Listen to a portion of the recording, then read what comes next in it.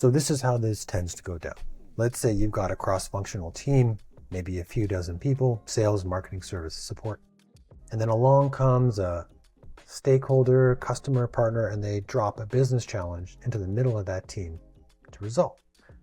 Now the real rub is that particular business challenge does not cleanly fit into the job description of anybody on that team, but it is the responsibility of that broader team. So you can engineer job descriptions till you're blue in the face. You're still going to have to encounter this because you can't account for every single combination or permutation of challenges that you may face.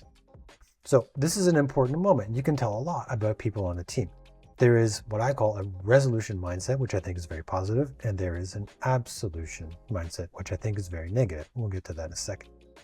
In a resolution mindset, the kinds of things that you see and what every leader would want to see is, okay, this doesn't fit into anybody's particular job description. Who needs to contribute to this? What do they need to contribute? And what is the most effective and efficient way for us to get this job done together in a timely manner?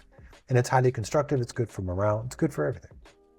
Now, in contrast with that, there is the absolution mindset. And it is not positive, it's quite negative, because you will begin to see things and hear things like, that's not my job. This is your problem.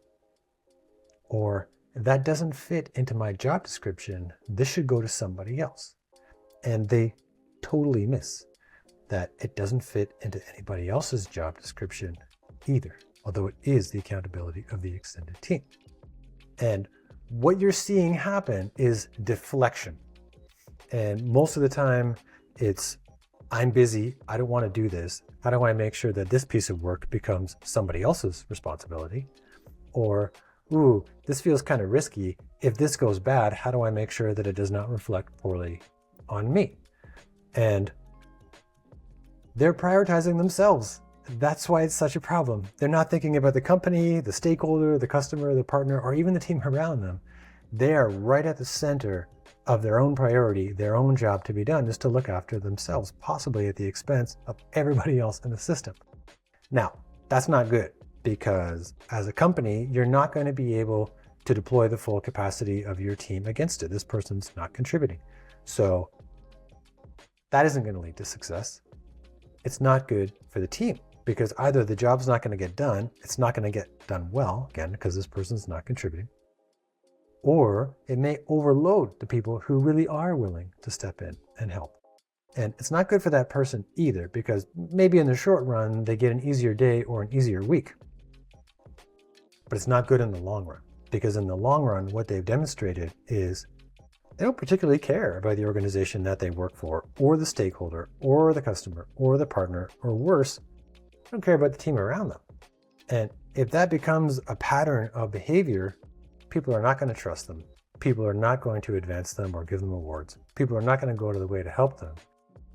In the most severe cases, people aren't even going to want them around in the company anymore.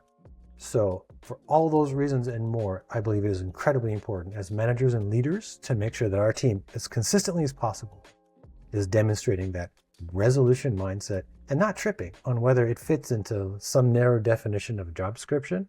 We know what we need to get done. Let's collaborate, get it done.